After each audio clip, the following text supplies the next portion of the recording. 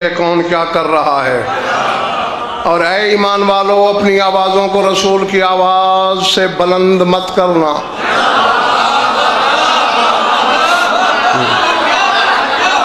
वला तजहरू लहू बिलक़ौल कजहर बाज़िकुम लिबाज़, और उसे इस तरह भी नहीं बुलाना जिस तरह एक दूसरे को बुलाते हो। अन तहबत आमालुकुम व अंतुम ला तशउरून, अगर इनमें से कुछ भी करोगे तुम्हारे अमल इस तरह हब्त होंगे कि तुम्हें शऊर भी नहीं होगा।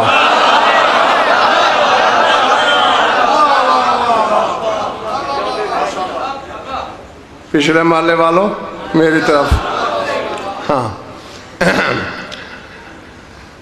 अब नबी साहब बातें तीन हैं, आगे खड़े नहीं होना, ना खुदा के और ना ही रसूल के, और रसूल की आवाज़ से आवाज़ भी बुलंद नहीं करनी, और रसूल को उस तरह भी नहीं बुलाना जिस तरह एक दूसरे को बुलाते हो। अच्छा, पहली बिस्मिल्लाह, ज़रा सारे जाग के, हाँ, अब तंग ना करना मुझे, बस जो भेजूँ उसे फ़ौरन वसूल कर लेना। हाँ, जो कि तबीयत बहाल नहीं है कि मैं बार बार दोहरा सकूं। रसूल के आगे खड़ा होना समझ में आता है क्योंकि रसूल बदन रखता है।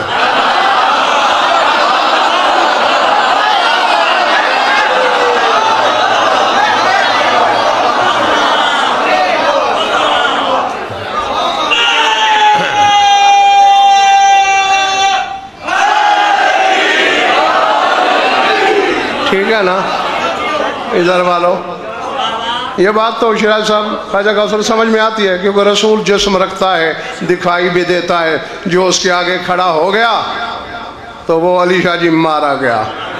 लेकिन ये क्या है, ला तुक़द्दिमू बैना यदैल्लाह, अल्लाह के आगे खड़े नहीं होना।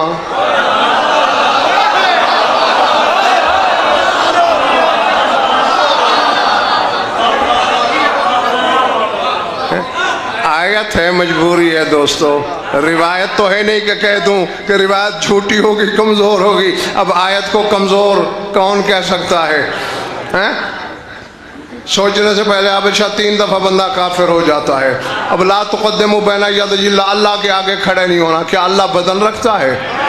नहीं, पूछते रहो मौलवियों से, क़यामत की 13वीं तक पता नहीं चलेगा कुरान क्या कहता है। आओ कुरान के वारिस के पास, मौला के पास चलें। ये क्या है जी, अल्लाह के आगे कैसे खड़े हो सकते हैं? फरमाया ये बात नहीं जिस तरह तुम्हारा दिमाग गया है। अली और उसके 11 बेटों में से जिसके आगे खड़े हो जाओ, अल्लाह कहता है मेरे आगे खड़े हो जाओ।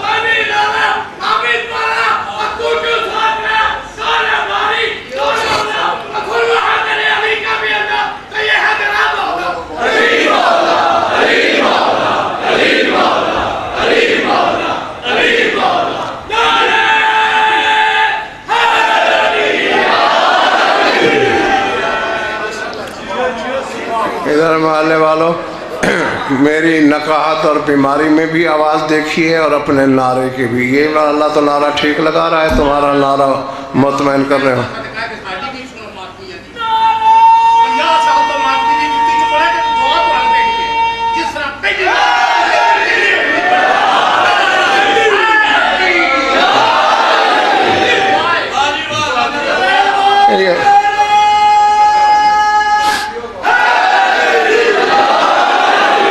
ये तो सादिक, मैंने पहले भी कहा था, जब मिंबर पे बैठ जाता हूँ तो फिर मौत से आड़ा लगा लेता हूँ। आ ही ना सकूँ मिंबर पे वो बात अलग है, जब आ जाऊँ फिर मेरे इख्तियार में कुछ होता ही नहीं है। अच्छा अब समझ गए, अली और उसके चिश्ती साहब 11 बेटों में से किसी के आगे ख्वाजा खुर्रम खड़े हो जाओ तो अल्लाह कहता है मेरे आगे खड़े हो। अब बार बार अजहर शाह जरा जगा के रखना है माले को। अब बेबदन का इस बदन वाले से रिश्ता क्या है? वो जिस्म नहीं रखता, अली रखता है। वो कहता है इस बदन वाले के आगे खड़े हो जाओ, मेरे आगे खड़े हुए, इसके बेटों के आगे खड़े हुए। जो इतना गहरा रब्त है ख्वाजा कौसर शिराजी साहब, तो जो बंदा नमाज में इसका नाम ले ले वही समझे ना कि मैंने अल्लाह का ले लिया।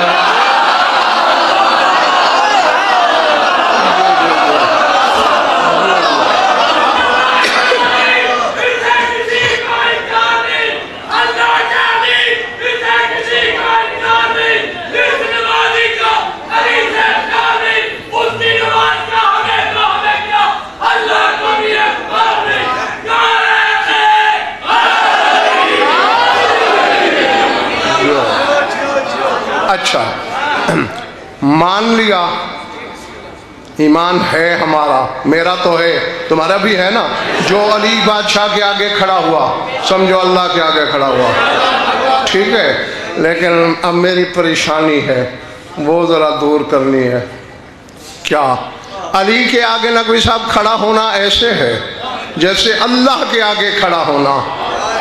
मेरी परेशानी ये है कि सिर्फ खड़े होने की बात नहीं, 6-7 मील एक मुक़द्दरा मखदूमा अली के आगे आगे चलती गई।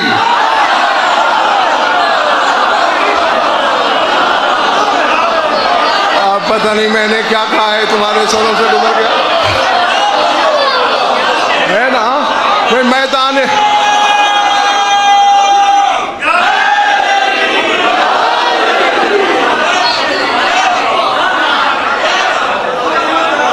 ऐसे है ना, मैदान मुबाहला में बतूल 6 से 7 मील तक अली के आगे चली। सार उठाओ ना, मेरी आंखों में आंखें डालो, ये क्या है? अली के आगे खड़ा होना ऐसे है जैसे खुदा के आगे खड़े होना। और ये अली के आगे आगे आगे जा रही है। फिर फतवा लगाओ ना, तुम्हारे ईमान की सच धज देखूं, लगा सकते हो? बोलो। मोहम्मद मुस्तफ़ा जैसे मुफ्ती अकबर की मौजूदगी में आगे चली, मीलों के हिसाब चली, आयत उतरी, तो फिर अब जब मानना पड़ेगा अली बदन है किब्रियाई का, यानी जाहिर है, इसलिए उसके आगे खड़े नहीं हो सकते। फिर जो अली के आगे जा रही है वो तौहीद का बातिन है।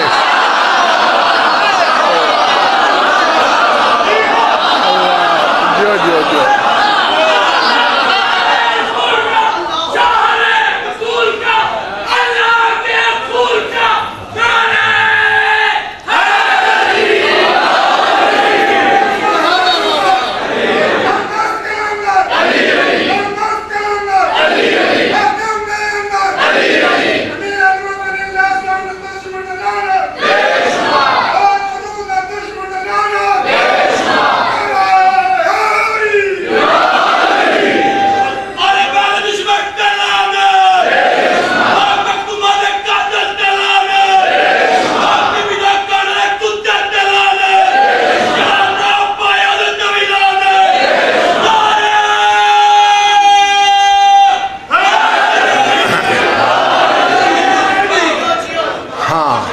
समझ में आई बात?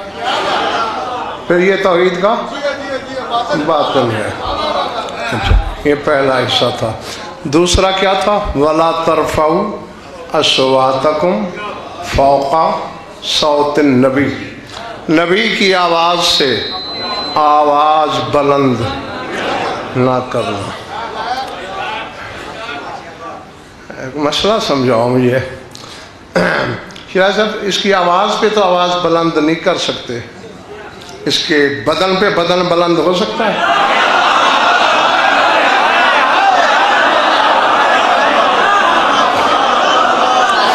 नहीं हो सकता। वगे नकवी साहब चीसी साहब मौजा था मेरे रसूल का कि अगर कोई बड़े कद वाला बंदा भी रसूल के साथ खड़ा हो जाता तो चाहे पहले उससे छोटा कद होता रसूल का, बड़े कद वाले के सामने आके बढ़ जाता, रसूल उससे ऊपर नजर आते। चूंकि अल्लाह की गैरत गवारा नहीं करती कि किसी की जाहिरी कामत भी मेरे हबीब की कामत से बड़ी हो। मालिक मैं बीमार हूँ, इनको साथ लेके तुझसे मसला पूछना चाहता हूँ। तूने हबीब को ये सिफत, ये खासियत, ये खासा दिया कि बड़े कद वाले से भी उसका कद बढ़ जाता है। तू बर्दाश्त नहीं करता कोई उससे ऊपर हो, और अगर तेरा हबीब खुद किसी को ऊपर कर ले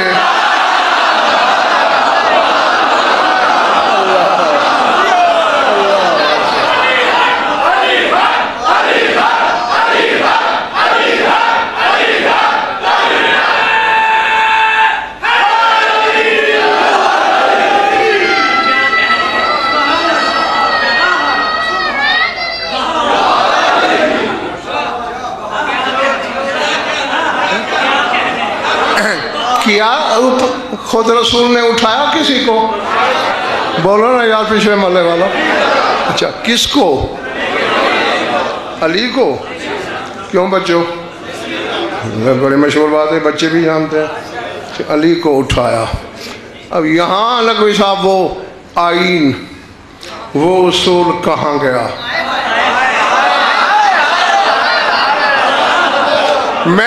हाँ, मैं जाहिल नहीं हूं कि इन बातों से बहल जाऊंगा कि ऊंचे बुत थे, हाथ नहीं पहुंचता था, रसूल का हाथ नहीं पहुंचता था।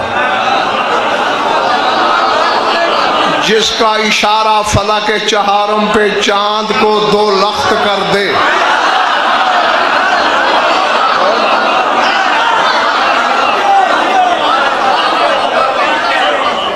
है ना? ऐसे एक इशारा, चांद दो टुकड़े, बुत क्या थे, कितने ऊंचे होंगे?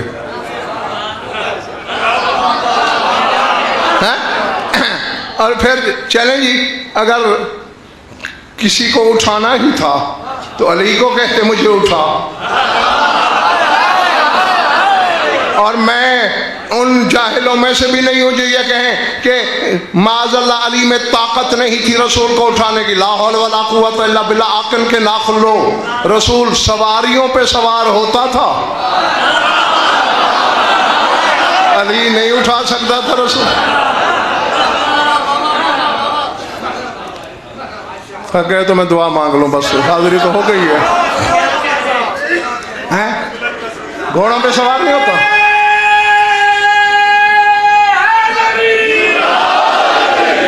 घोड़ों पे सवार होता है रसूल या नहीं? ऊंटों पे? पर अली में उनसे भी कम ताकत थी। और किताबें पढ़ो।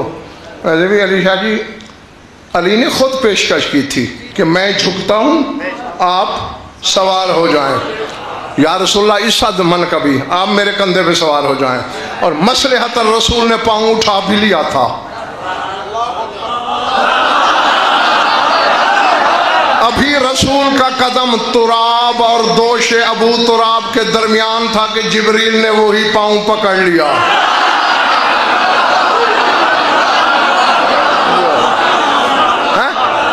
बोसा दे के कहा, वो कह रहा है वक़्फ़िज़ जनाहका लिमन इत्तबअका मिनल मोमिनीन। मैंने अज़ल से अली को अपना बदन बनाया। वजहुल्लाह, ऐनुल्लाह, उज़ुनुल्लाह, लिसानुल्लाह, यदुल्लाह, जंबुल्लाह, नफ्सुल्लाह। मेरे बदन को क्यों झुका रहा है? खुद झुक।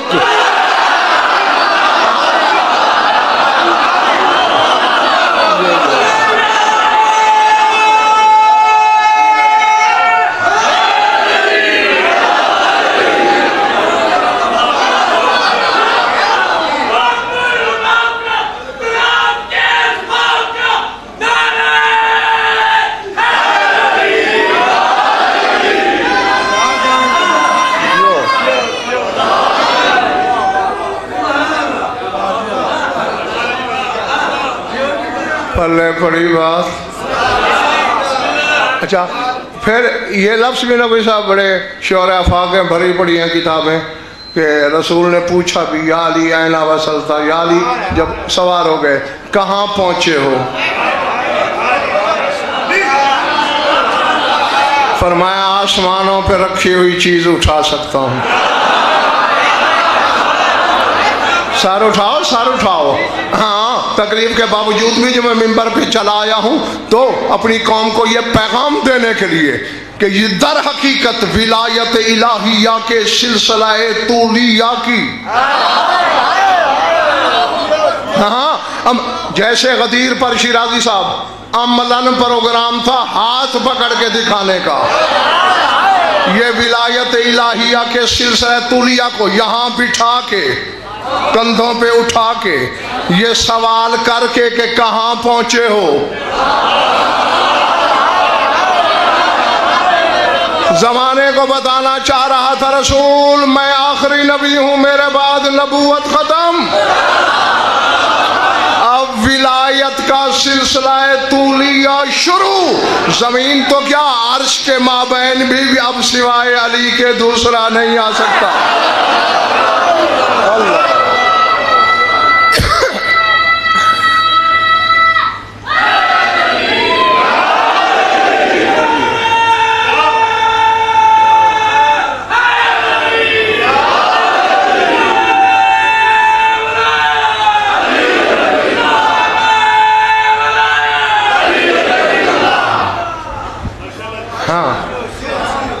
और उसी दिन विलायत के बारे में अकीदे की पहली ईंट रखी गई है।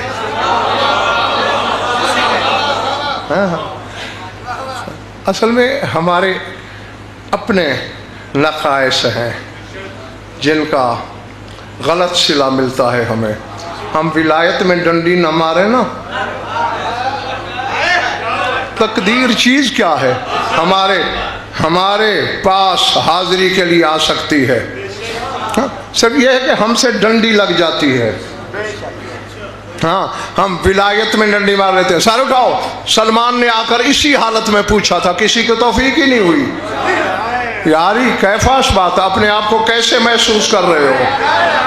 अली बादशाह ने मुस्कुरा के फरमाया, कैफाश बात हो, तहती सैयदुल मुरसलीन व फौकी रब्बुल आलमीन। फरमाया मेरे बारे में क्या पूछता है? मेरे नीचे सैयदुल मुरसलीन है, ऊपर रब्बुल आलमीन है, दरमियान में मैं खड़ा हूँ।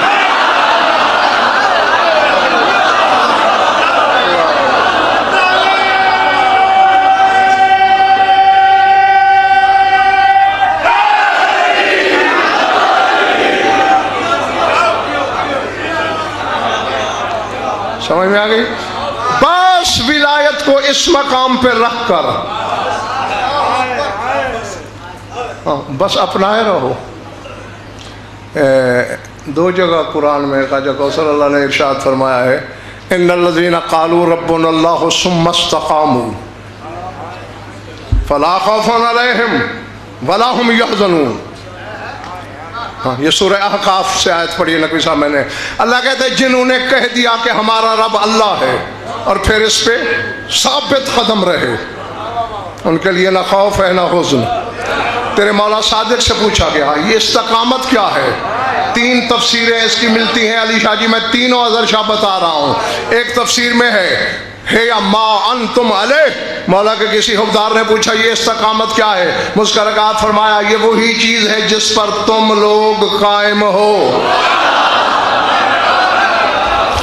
फिर दूसरे ने पूछा काला है या विलायतुना, फरमाया ये हमारी विलायत है। तीसरे ने पूछा काला है या विलायत अमीरुल मोमिनीन, ये अमीर कायनात की विलायत है। यानी अब जो अली की विलायत पर कायम है, अल्लाह को रब उसी ने कहा है, खौफ भी उसी के लिए नहीं, हुज़्न भी। मेरा ख्याल है तुम थक गए हो, हालांकि मैं अगर 10 मिनट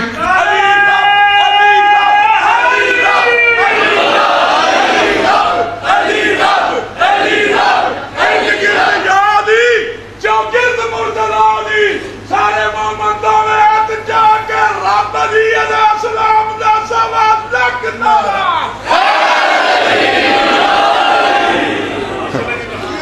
मैं तो सिर्फ तुम्हारी मोहब्बत के लिए दो चार जुमले अपने ऊपर जबर करके कहना चाह रहा हूँ। जो अली की विलायत